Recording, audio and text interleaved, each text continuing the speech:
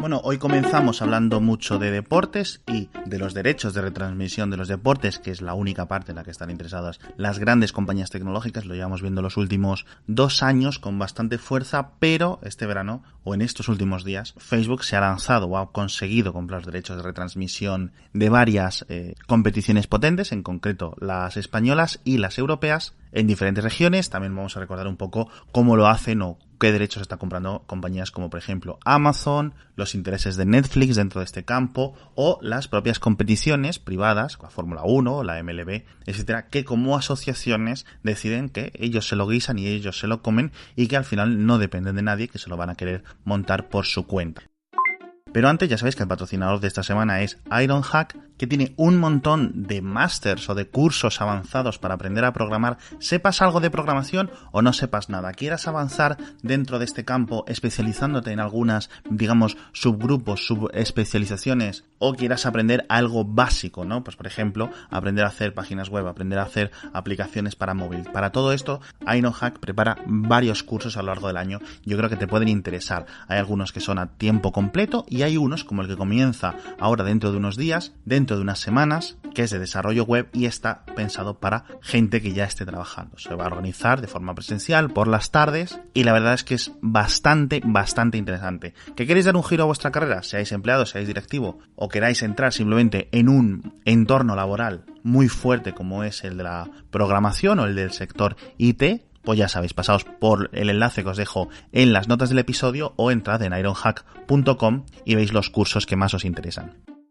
Pero bueno, volviendo al tema con el que abríamos el podcast, Facebook ha comprado los derechos de emisión de las competiciones de la Liga, es decir, tanto de la Liga como la Segunda División como la Copa del Rey, para emitirlas en varios países del sur asiático, en 8 países en concreto, siendo el principal India, que es un país que poco a poco va cogiendo un apetito futbolístico muy mayoritario. Y bueno, pues todos los usuarios de Facebook de estos países podrán ver esta competición de forma gratuita desde Facebook. ¿Quién también tiene un nuevo mejor amigo dentro de Facebook? Los argentinos. La Champions League, la mayor liga o la mayor competición europea de clubes, van a poder ser o será emitida en Facebook en abierto de forma gratuita a partir de esta temporada. Entonces yo creo que son 2 anuncios fantásticos que indican, ¿no?, el apetito voraz en cierto sentido de las grandes tecnológicas por el deporte. Y al final esto se reduce a que básicamente en cuanto ellos compran los derechos, que son derechos muy caros, por el que las grandes televisiones, los grandes grupos audiovisuales se pelean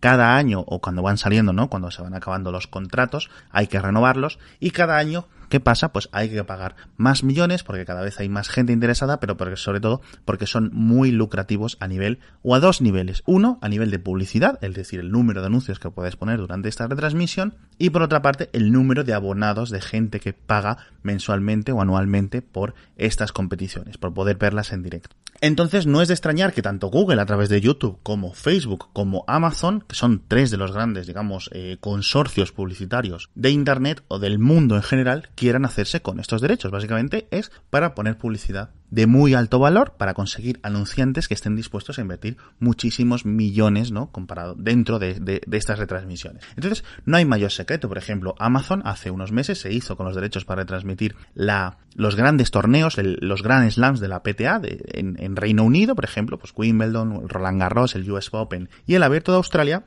y se los quitó a Sky, que es la cadena tradicional que lleva teniendo estos derechos en Reino Unido desde hace muchísimo tiempo. Entonces, quien quiera ver los grandes torneos de tenis en Reino Unido, que es un país donde tradicionalmente esto tiene una audiencia bastante grande, pues tendrá que hacerlo a través de Amazon Prime Video, y no queda otra. También Amazon estuvo interesada en comprar los derechos de la Premier League inglesa. La solución, mejor dicho, a este contrato entre Amazon y la Premier League de fútbol inglesa, no de Reino Unido, inglesa, ya sabéis que la Premier League solo es de Inglaterra y Gales, quedó en que iban a emitir 20 partidos de los 380 que tiene la liga completa, con lo cual, bueno, es un pequeño apetito o aperitivo, pero demuestra que no, que Amazon quiere, que Facebook quiere, que Google quiere emitir todo esto por los motivos que os he comentado antes. Esto no significa que las competiciones quieran hacerlo siempre a través de una gran tecnológica, porque al final lo que haces es poner un intermediario. Entonces, por ejemplo, la MLB, la Major League Baseball de Norteamérica, decidió hace unos años, y lo hizo muy bien, que se lo iban a montar por su cuenta. crearon toda una plataforma para emitir los partidos de béisbol, que son muchísimos cada año, y no solo lo están emitiendo en directo y con una calidad bastante alta, están emitiendo emisiones incluso a 60 frames por segundo, sino que es un sistema muy robusto de vídeo en directo que ya le gustaría a muchas televisiones, a muchas tecnológicas disponer de él, con aplicaciones para todo tipo de dispositivos que os podéis imaginar, y que funciona como un tiro. Y encima esto son dinero, ingresos que va directamente para la propia liga, para la propia competición, con lo cual se traduce en dinero o en más dinero para los equipos. Y lo mismo va a hacer también la Fórmula 1, esta asociación, digamos, esta organización, mejor dicho, que después de estar en conversaciones con Netflix, entre otros, decidieron que no, mira, al final, ¿sabes lo que vamos a hacer? Nos lo vamos a montar por nuestra cuenta. Saben que tienen una buena base de fans a lo largo de todo o el ancho del mundo, y han decidido hacer lo mismo que la MLB. Van a coger su propia plataforma, emisiones en directo, e incluso con feeds, ¿no? Con canales, con cámaras, con ángulos exclusivos que no van a verse o que no van a estar disponibles por la tele, y aquellos fans de la Fórmula 1 que quieran pagar, me parece que son 7-10 euros cada mes, pues podrán ver la competición entera de una forma mucho más interactiva. Pues poder ver varios coches a la vez, o poder centrarse en un piloto, o centrarse en una visión mucho más de carrera, más allá de tener que ver, digamos, la Fórmula 1 como quiere emitírtela la cadena de televisión de turno. Entonces, pues los fans de la Fórmula 1 van a tener una experiencia mucho mejor pagando esta pequeña cantidad todos los meses directamente a la competición, que hacerlo, pues por ejemplo, a través de los packs de tele de cada país. Y esto yo creo que es el futuro. Yo creo que, por ejemplo, la NBA en Estados Unidos también está haciendo algo similar, o está yéndose hacia un camino similar, y que poco a poco vamos a ver cómo el deporte de alta competición, el deporte más profesional, el deporte que tenga más tirón, vamos a verlo, o que se crean sus propias plataformas, o que se asocian con plataformas de internet que son tanto expertas en sacar jugo, ¿no?, publicitario, como expertas en ponerte una emisión de vídeo en directo a millones de personas, que ya sabéis lo complicado que es de hacer este tipo de infraestructura tecnológica. Entonces, por eso Amazon, por eso Facebook, por eso YouTube son las que se lanzan, ¿no?, a por ello. Queda ver, por ejemplo, a futuro, empresas como Apple que quieren hacer, empresas como Netflix, que de momento están sin ofrecer vídeo en directo, pero es, digamos, una de las próximas patas, uno de los próximos mercados que Netflix y Apple podrían explorar a medida que quieren expandir sus negocios de suscripción, sus negocios de vídeo, y yo creo que con los deportes en directo pueden hacerlo de forma muy buena y muy rápido. Y claro, tanto Netflix como sobre todo Apple tienen los bolsillos, ¿no?, los cofres llenos de dinero para poder hacerlo si quieren en cualquier momento. Cambiando de tema completamente, un anuncio que ha quedado un poco en los fondos de los foros de Dropbox. Parece que el 7 de noviembre va a dejar de dar soporte a un montón o a varios formatos de archivo que son relativamente aún comunes, sobre todo para gente con ordenadores antiguos como pueden ser FAT32, etcétera, y solo va a quedar soporte Dropbox para discos, o solo vas a poder instalar y utilizar Dropbox en discos duros o en discos SSD, etcétera, que estén bajo los formatos NTFS en Windows, APFS o HFS Plus en macOS y Ext4 en Linux. Esto pues reduce en una parte, lo que decía, discos antiguos, por ejemplo en FAT32, que mucha gente sigue utilizándolos, sobre todo por ejemplo en pendrives, para intercambiar archivos de forma rápida, móviles antiguos, etcétera, pero también en sistemas un poco más minoritarios, vamos a decir, como algunos, sobre todo sistemas de archivo que hay en Linux, con lo cual, bueno, esto se ha sabido porque están empezando a llegar notificaciones a los usuarios que están en formatos o en sistemas de formato distintos, para que, si quieren seguir utilizando Dropbox, tengan que adaptar, digamos, su casa o sus discos a este nuevo formato o a estos nuevos formatos que son realmente la inmensa mayoría de discos duros que hay ahora mismo en el mercado. Y hablando de mercado, otro tema, los consultores de Strategy Analytics han publicado un nuevo informe contando o intentando analizar, desvelando el número de ventas que hay de altavoces inteligentes. Amazon con su gama Echo, en la que incorpora Alexa, sigue dominando el mercado, pero cada vez más cerca de ser superado por Google. Google sigue en un segundo puesto, pero ya digo, cada vez esta diferencia entre Amazon y Google con su gama Home se va reduciendo, sobre todo a medida que Google va expandiéndose a más países. Y muy detrás de tanto Amazon como Google, pues empresas como Xiaomi, como Apple con el HomePod, como Alibaba con el Tmall Genie, etcétera, que hemos comentado en otras ocasiones. Así que, bueno, si queréis ver cómo van las ventas, os dejo un gráfico enlazado en las notas del episodio para que podáis compartirlo, para que podáis ver un poco por dónde van los tiros, pero poco a poco este mercado va creciendo Y como decíamos en otros episodios de Mixio, nunca va a llegar a ser un mercado tan potente, a lo mejor como el de los smartphones o como el de las tabletas, pero está empezando a vender bastantes unidades cada trimestre y yo creo que va a ser importante haber que tenerlo en cuenta, sobre todo para ver hacia dónde tira, ¿no? Yo creo que muchas de estas compañías simplemente están apostando por este tipo de tecnología de altavoces / micrófonos con todo ese asistente virtual inteligente, incluso compañías, ¿no?, que lo hacen un poco más tirando por el altavoz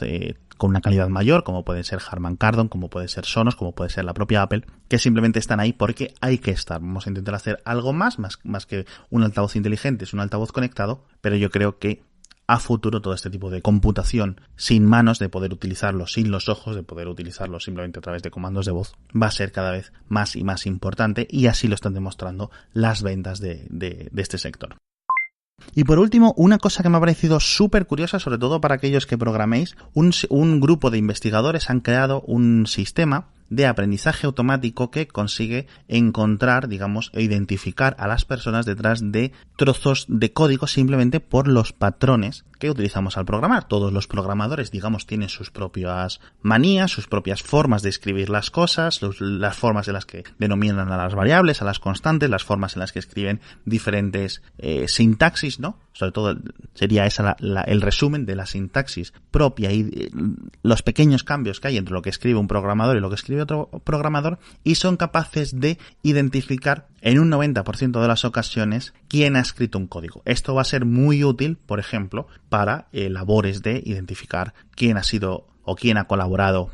en un proyecto open source, o van a ser posibles para temas académicos, para identificar de nuevo quién lo ha escrito, sobre todo para gente que esté estudiando, para los propios profesores, pero también para las fuerzas de seguridad o las compañías,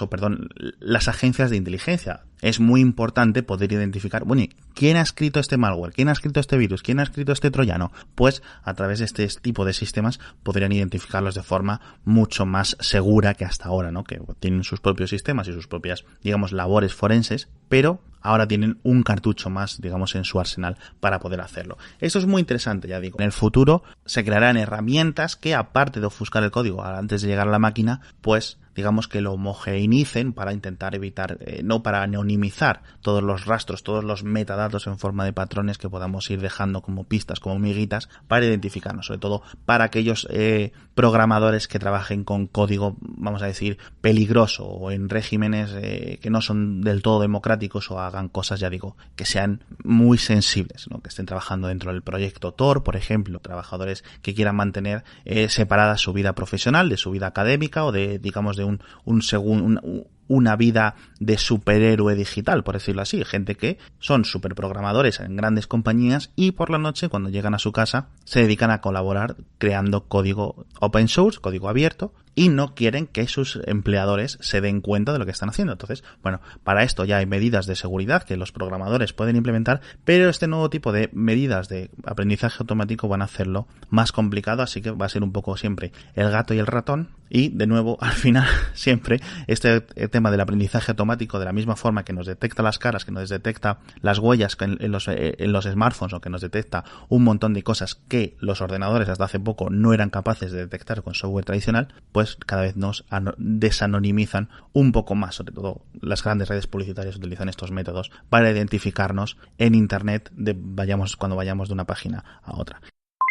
Y poco más por hoy, me despido. Muchas gracias a todos por escuchar el episodio, muchas gracias a Ironhack por volver a patrocinar, y nos vemos, o me veis o me escucháis en el próximo episodio.